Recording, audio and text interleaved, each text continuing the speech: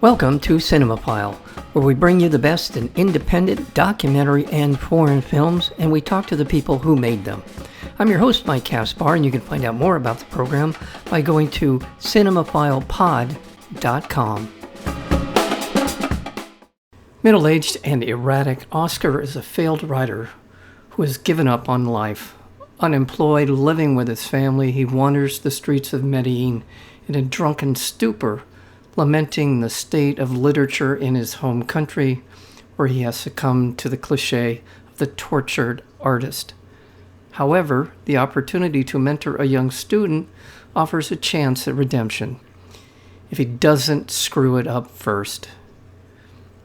Wonderful film, very human, very funny and sad. It really has a lot of pathos, and we're going to get into that with the director and writer of A Poet, Simón Mesa Soto.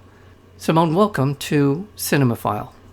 In terms of what inspired the making of A Poet, Simón, was there a particular story that you read or something in your life that sort of prompted you to want to make a film about a poet or a poet who is failing, or we can get into the particulars here, but what inspired this?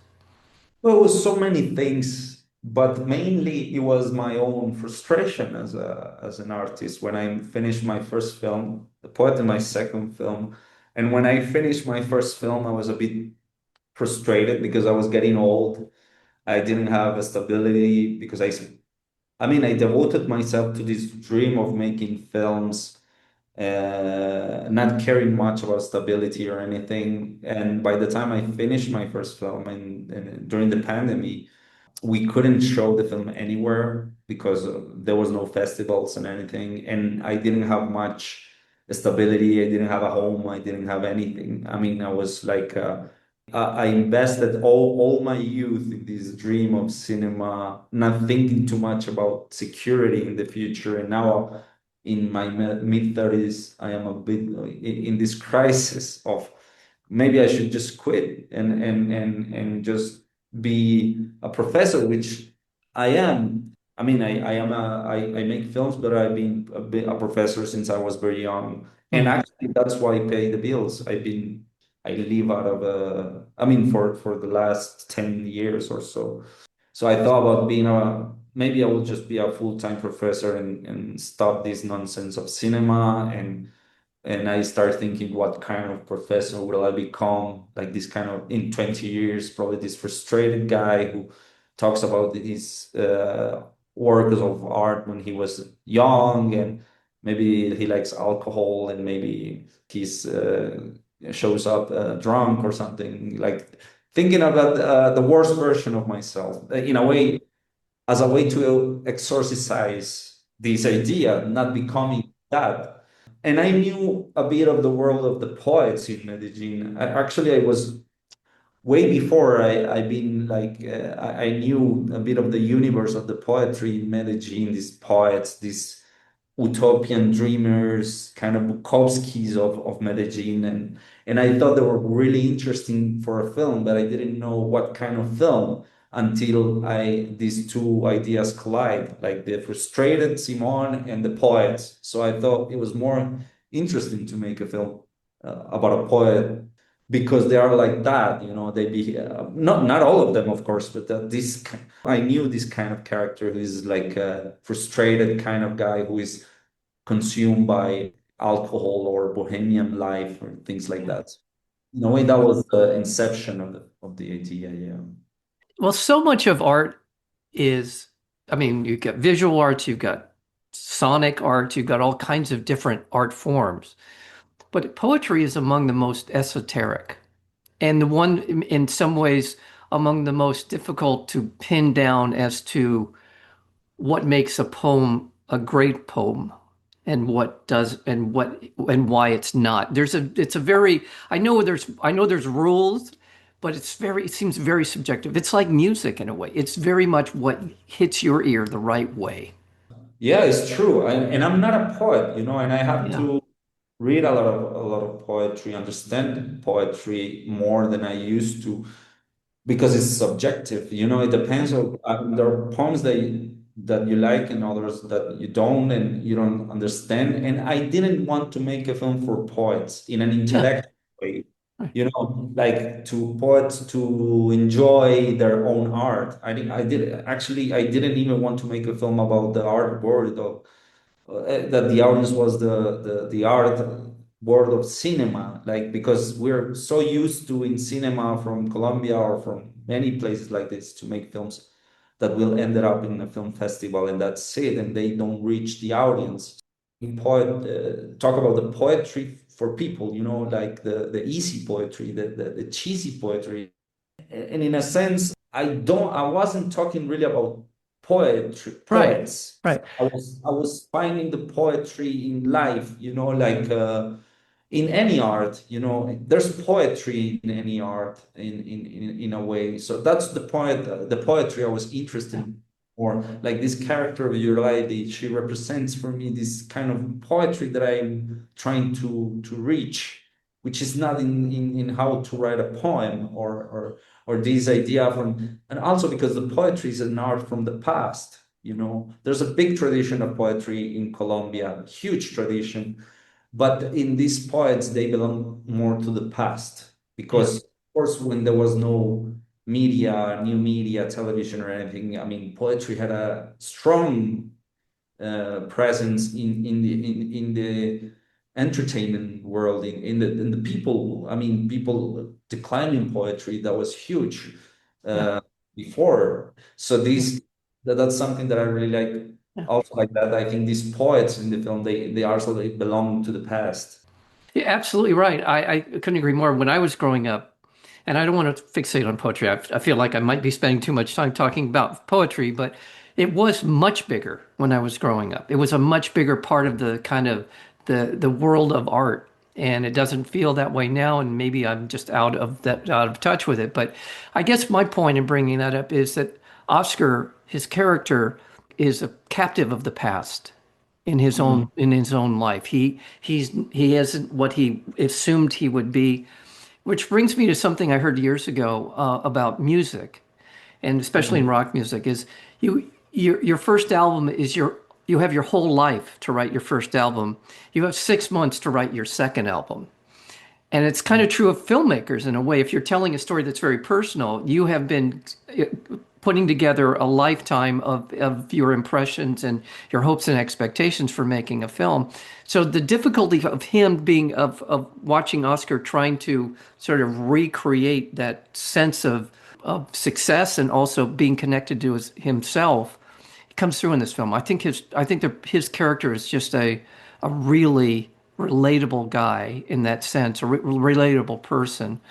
And I was rooting for him the whole time in the film. I wanted him to succeed. I could see the humanity, and that's part of it is in the performance of Ubeimar Rios. He's terrific in embodying what I was just trying to describe. He was amazing. I mean, it was like some kind of magic the way I found him, and he managed to suit the character in a way. It's something very particular because I was looking at the beginning for a professional actor, and I will also try.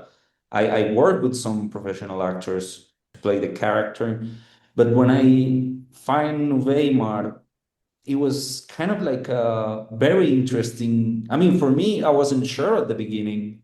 It was kind of like a risk because, of course, now the film exists and we see him and is him. But before you make a film, it's like the job of the director is to see this film before it is made and to see Weimar.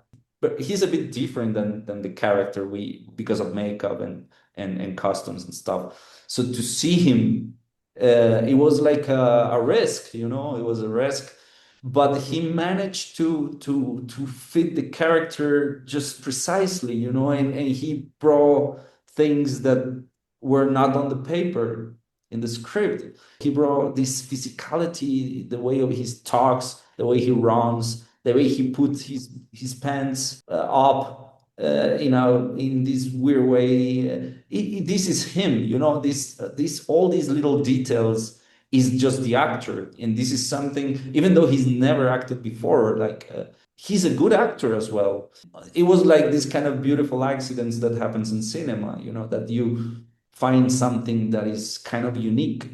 He gave a lot to the film. I like the script, but if you compare the character who was in the script and the character that eventually Uweimar portrayed, it has a lot of more empathy or a lot of more beauty and novelness, a lot of many things that he brought to the film. So it was Yeah. great.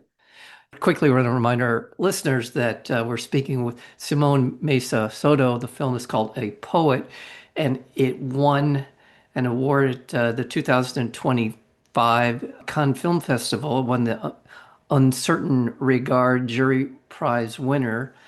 And what you're talking about with his performance, the thing that he brings, there's an energy. He's resisting his life falling apart, but he's not able to wrestle it enough to control what's happening to him. And but you see that sort of fight in him. You see it come out in different places in the film, but he's just yeah, he embodies this kind of ragged reality that he's living through. And I loved watching him. I just loved his face. I loved the glasses on his, the way they were positioned. He looked, yeah, physically, he looked the character. If he just Yeah, stood there, you'd know what he was about, I think. Go ahead. Sorry.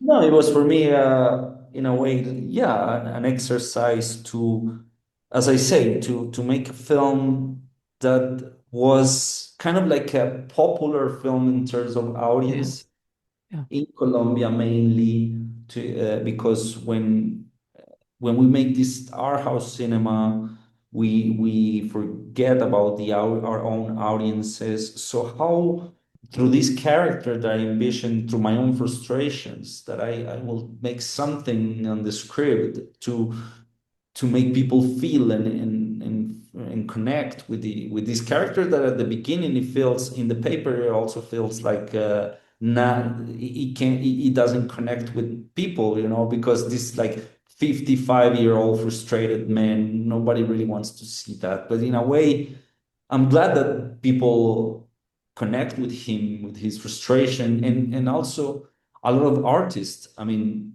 a lot of artists had reached out to me and say like I have these struggles in my life because we Yeah. all have those, but in a way, as you say, like in a classical way, let's say to put this character through a lot of deals and emotions and through comedy, but also drama and love and satire. I wanted to put everything in that film, but in a way that feels organic, you know. So Yeah. and this is I feel it is a lot of work of two things that are in the script, like to create this story to make him go through all that, and eventually Uweimar and the way he fit that script, the way he managed to fit in a very beautiful way Yeah. all the actions that were depicted on the script. So at the end, we saw that it's when we watched the film for the first time, we were like, okay, this is quite unique. I don't know if it's going to be good. Maybe people will hate it, but it's quite unique film. It's a weird film, like some Yeah. kind of ugly, rough, unique film. But it was about all like free because Yeah. we did it. We Yeah. we have this mantra of being free, you know. Yeah, and I never felt like in that character that you described in the way you were telling the story, I never felt like he was playing to the back row. I always felt like he was inside, and you framed him. The cinematography in this film is a lot of up close and very much tight shots of people, the reaction to what's happening around them. A lot of that is you're in his story, you're in his space for much of the film. And I think the way that what that does is it puts you in this sense of this world is kind of collapsing in around him. He just doesn't know how he wants to do the right thing, and then he's got some demons in his life that have been dogging him for a while, and the self-doubt, and he goes to these people and he lays it out for them. He tells them, I found this young talent. She's amazing. Please help me. And then the way that the machinations of the film unfold, there's some very well thought through plot twists in the film where as things are falling apart, I just like the way it unfolded. The film unfolds in a way that you may think you know where it's going, but it doesn't. It puts you in a different place than you might expect, but it keeps coming back to this humanity this guy is able to project. That's how I mean, I just really why really fell head over heels for it. So That's great. Thank you. No, it's just I just wanted to, in a way, it was a risk as well because it was a I was trying to put everything that is a concern or a dilemma in my life as an artist. mhm. Like I want to talk about this, and I want to talk about this, and I want to make fun of everything, Yeah, and I need this to be organic in the character story, to go through all that issues, but still you feel the film is organic. And for me it was a difficult task, but I am glad people see yeah. it as a organic way it unfolds. Yeah, and I like the fact that you've won some awards. The film has won some awards for cinematography. I see a long list of winning at these different prestigious film festivals around the world, and well deserved. Again, it's got great structure. You've got a great main character, and of course, you've got this young actress who plays Yurladi, who does a terrific job, and his daughter and this family. Everybody kind of slots in just right in terms of telling him story, and the assault on him is almost relentless, and we are rooting for him. We want him to succeed. No, it's been a beautiful journey since we Yeah, came here. So it's been, I mean, we're yeah, very happy. We're happy with the reaction, everybody in the audience and everything. So thank yeah. you for Yeah, this. you're very welcome. You should be. And my congratulations to you as director and I believe writer of the film as well. And also producer. There you go. So we got three hats here. Thank you so much, Simón Thank Mesa you. Soto, for your work here, a poet. Look forward to more. Hope you'll come back and join us again sometime when the world is when you're ready for the world again. So thank you. Thanks to you. You have been listening to Cinemaphile with Mike Kaspar, the place where you will hear from the best in independent documentary and foreign filmmakers. Please check out our previous interviews as well as upcoming interviews and special programming by going to cinemaphilepod.com. We are also available on Apple Podcasts, Spotify, and YouTube, searchable under Cinemaphile with Mike Kaspar. Until next time, thank you for listening.